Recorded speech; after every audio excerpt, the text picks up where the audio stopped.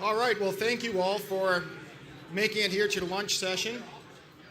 Hope you're enjoying your meal. For those of you watching live over the internet, I hope you're enjoying watching us eat. We have 3 speakers here for the lunch session. We were thinking of putting a panel together, but just the logistics of the room make it work a little better just to have them give them short talks apiece, and then we'll take questions, much like we did for the panel presentations earlier. So to give them the maximum amount of time, I will curtail my remarks and introduce our first speaker. Our first speaker is Larry Bell. He is a professor of architecture and endowed professor of space architecture at the University of Houston, where he directs the Sasakawa, I hope I pronounced that right, International Center for Space Architecture, and heads the Space Architecture Graduate Program. Larry Bell writes very prolifically for Forbes.com, a weekly opinion column that addresses a variety of topics, including energy, environment, and climate. He's also author of the book Climate of Corruption, Politics and Power Behind the Global Warming Hoax. And his work has been featured in numerous popular magazines and media broadcast programs in the U.S. and abroad, including PBS, History Channel, and the Discovery Channel. I suspect many of us know Larry from his Forbes columns. They're now twice a week. They used to be once a week, so congratulations on that and your hard work. And here is Larry Bell.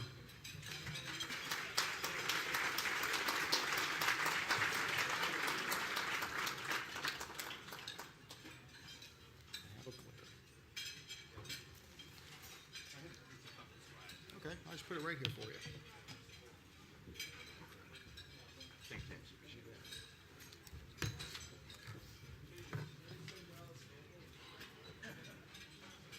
I want to thank James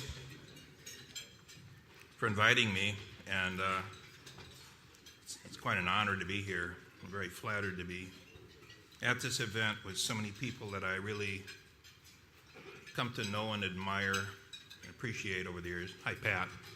You're even one of those guys. And I'm really grateful to be among all of you. But there's one thing that I'm really particularly thankful for today. I don't have to follow Mark Morano.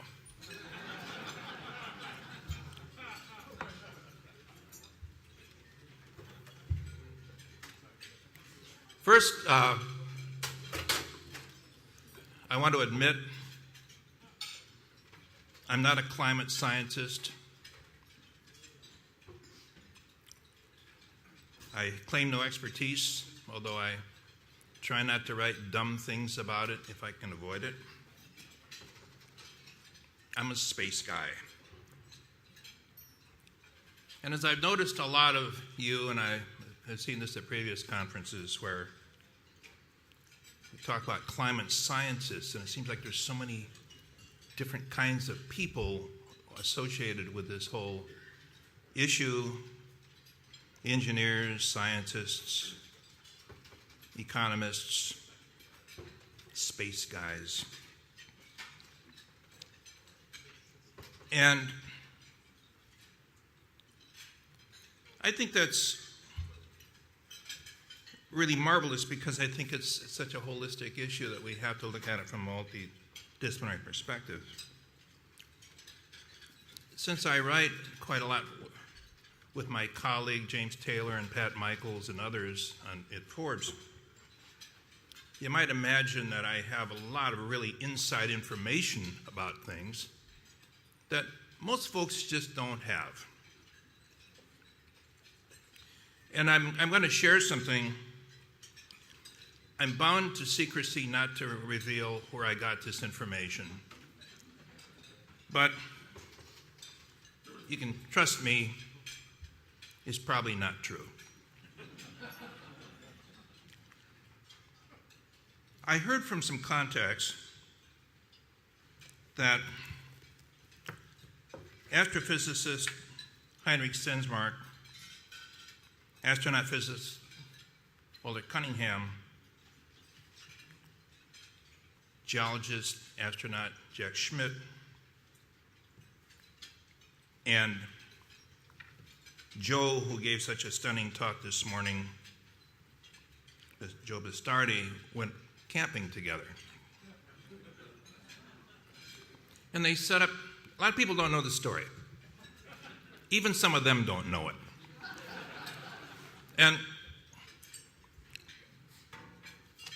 And Henrik kind of nudged the other guys in the middle of the night and said, can I have a slide? We got an image here. It's not real important. I guess I can. That's my plug. If you can't afford it, I'll give it to you. Next slide. Joe kind of nudged the other guys and said, golly, do you see that? Do you see that? And Henrik said, my word, look at all those stars. Can you imagine that stars just like that are now, but there's still a nova now, supernova now, explosions are producing cosmic rays. They're seeding clouds somewhere. They're influencing the evolution of life and survival just as they always have. You know, they're impacting the growth of photosynthetic microbes. They're driving short-lived sea level changes. Thank you for pointing that out. And Walt Cunningham said, well, that's really incredible. He said, that reminds me of Apollo 7. Next slide. He said, can you imagine the universe can be so vast and so incredible? So many places to explore, so many mysteries to be revealed. Lessons we can apply to spaceship Earth. And Jack Schmidt said, yeah, just think about how many of those stars have planets, just like Earth, and they have moons. And think of all the precious materials we can get, like we can get helium-3 for fusion reactors. And it could really change our energy future on Earth. Whereupon the weatherman, Joe Bastardi, said, yeah, that's all great stuff, but it's not really what I was referring to. Did you notice that the high winds blew away our tent?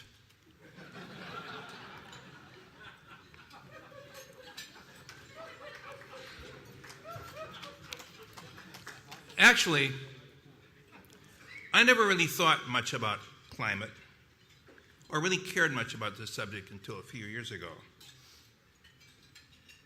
And actually, I don't think about it much today in the sense that I feel I can't really do much about it.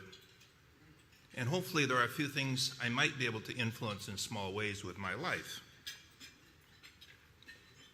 But I do care about my people that I count, like others that I count as friends, about my children and their children someday and others that will follow. And what I really care about and don't like one bit is what fear-mongering about climate is doing to my country and to its future. I think it's deeply disturbing to witness the huge impacts of this starry state of what we call climate science upon our lives, our institutions, our economic circumstances, where we see as the outgrowth of this costly, out-of-control government regulatory policies based on totally unsupportable alarmist claims. We see crony, misguided green energy scams justified by anti-fuel agendas. We see attacks on free market systems that have produced the progress and prosperity that other parts of the world envy. We see subversion of objective science and education at all academic levels. And we see the conflation of responsible environmental stewardship notions based upon rationality with a pseudo-religious dogma based upon guilt. His name was not Arthur, it was author, Michael Crichton, articulated the essence of this new religion in a 2003 speech, and I'll quote, "There's an initial Eden, a paradise, a state of grace and unity with nature. There's a fall from grace into a state of pollution as a result of eating from the tree of knowledge. And as a result of our actions, there is a judgment day coming for all of us. We are energy sinners, doomed to die unless we seek salvation, which is now called sustainability. Sustainability is the salvation of the church of the environment, just as organic food is its communion. That pesticide-free wafer that the right people with the right beliefs imbibe. Those scientists who challenge this religion do so at great peril. I'd like to share an excerpt from an email I received in response to a letter. I think the article was titled, "How Can I Get Some of That Big Oil Global Warming Money?" And I even left, and I think I picked this up from Pat Michaels. I think it was Pat or somebody left this at the end of a talk and said, they're going to, my bank deposit number is available for anybody. I never got it. It's so disappointing. But this fellow, and some of you know him, I won't mention his name, he wrote to me, and here's what he said. He said, "You must realize that researchers like me are in serious trouble. Not only do we not receive any grants from government or big oil, if we would like to study natural climate change's causes, we do not even get hired. For example, despite my significant number of publications, 60 publications, 2 books, I have not found a permanent position in a university, and I'm surviving on small grants I get from other purposes. The most shameful aspect of the AGW ideology, which provides it is a political ideology more than a scientific theory, is the fact that only those who have promoted it get funding, university positions, and academic and financial awards.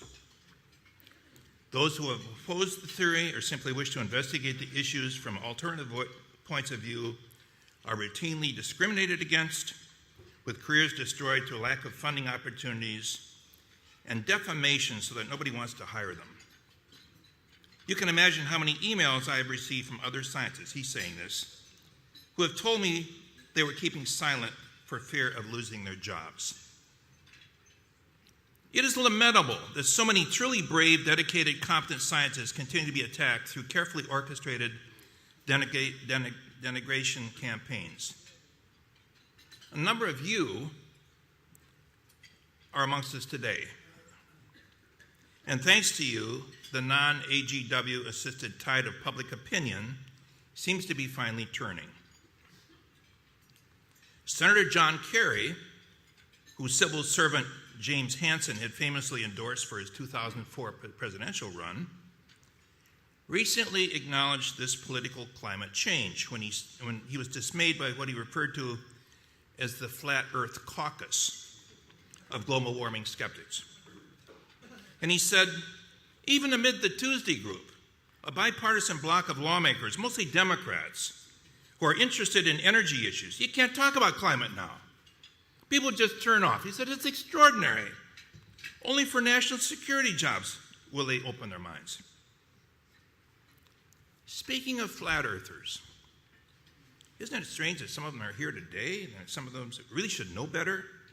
People actually looked at our planet from space and acknowledged what a beautiful, wonderful, magical place it is. Yes, I'm referring to representatives of the 49 former NASA astronauts and scientists who sent a letter to NASA Administrator Charlie Bolden admonishing his